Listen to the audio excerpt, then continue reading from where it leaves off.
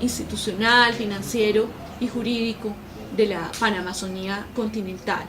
Cada eje a su vez tiene unos subtemas que son supremamente importantes. Sin embargo, como este es un ejercicio investigativo, pues se acota a 3 ejes como metodológicamente expondremos más adelante. Bueno, estábamos hablando en un tercer renglón de por qué accountability social, por qué hablar de un término que parece un tanto abstracto. Y es que la importancia de este ejercicio estriba en que si la ciudadanía participa activamente en la toma de decisiones, en la implementación de las políticas públicas y en el monitoreo de las mismas, no solamente se estará logrando que la brecha entre las políticas públicas y las demandas sociales sea cada vez menor, sino que se estará ganando en el fortalecimiento democrático, que como decíamos es lo que permite que haya un principio de transparencia muy importante. En este sentido, hay unos ejercicios que se han venido haciendo en los diferentes países, experiencias que han sido relativamente aisladas, pero que en el momento en el cual sean consolidadas y se construya un estado del arte, sin duda tendrán mucho que aportarnos para que podamos extrapolar esas experiencias que han sido exitosas o que han sido fallidas para aprender también de esos errores o de esas oportunidades de mejora en ese sentido.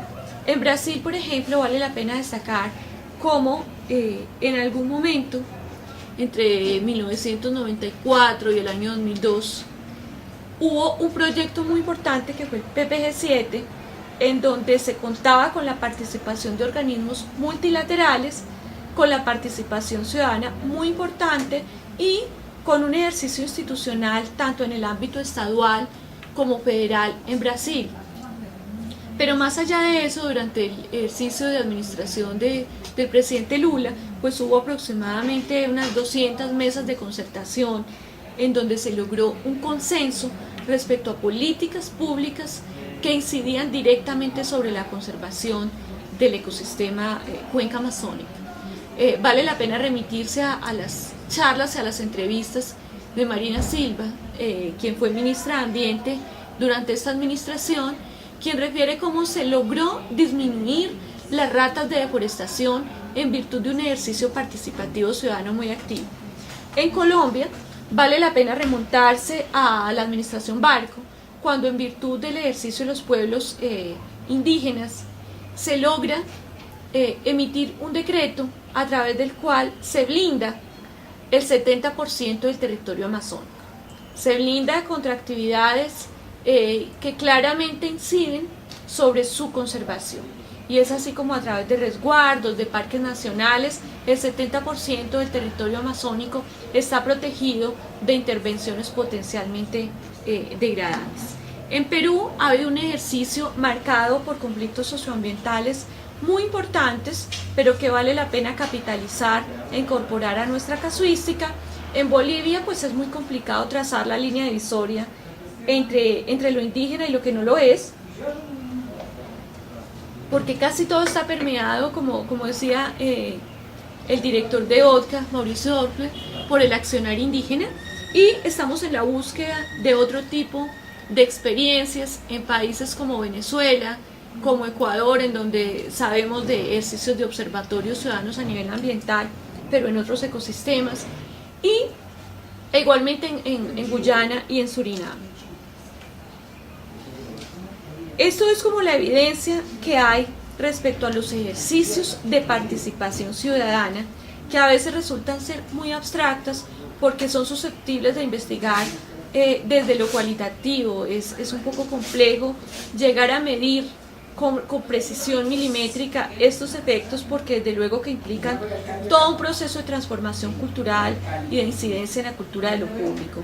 Sin embargo, hay unas experiencias que estamos capitalizando con la coadyuvancia de las instituciones, y seguramente allí las entidades fiscalizadoras superiores tienen muchísimo que contar, porque predominantemente es en las entidades fiscalizadoras superiores en donde recae la responsabilidad de promover y acompañar el ejercicio de control social y de control fiscal sobre recursos naturales.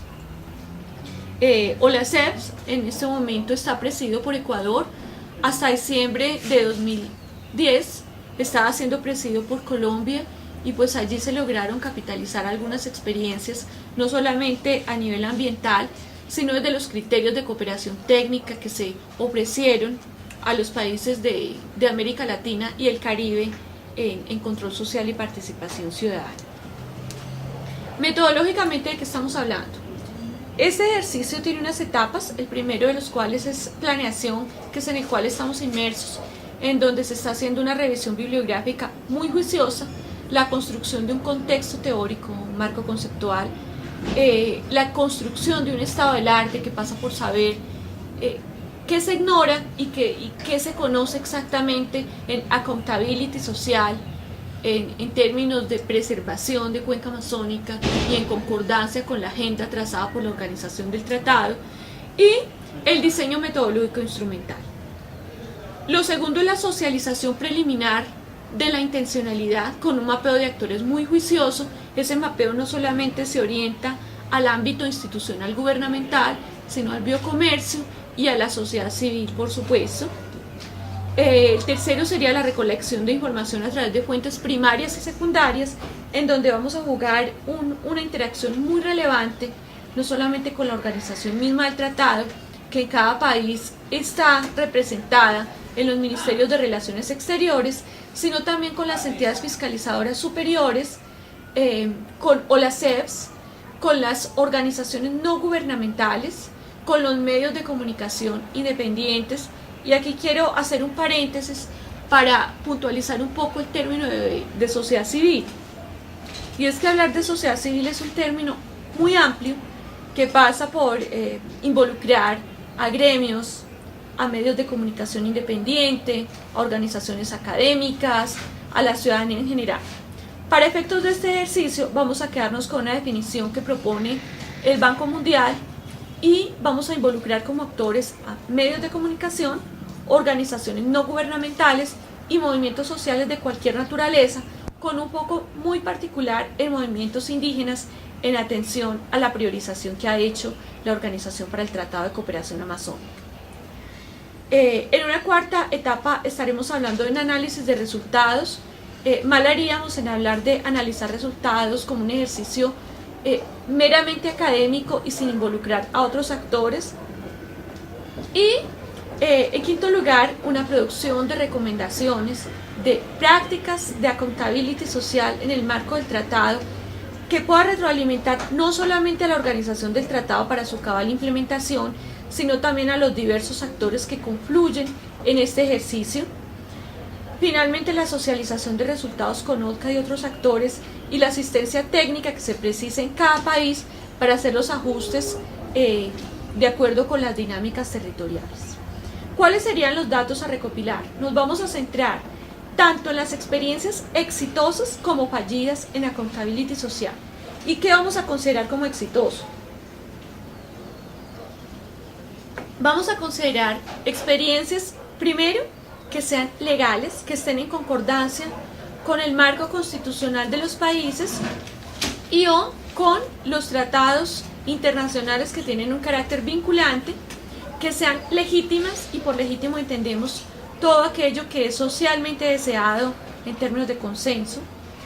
Experiencia exitosa en el sentido que haya logrado incidir sobre una política pública a través de una materialización muy concreta, y ahora concretaremos cuál sería esa tipología de acción.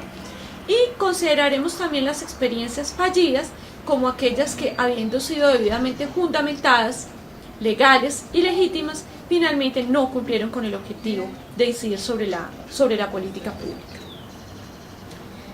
Vamos también a trazar un alcance regional, y es que este ejercicio vamos a hacerlo en los países miembros de ODCA, los 8 países que son miembros de ODCA.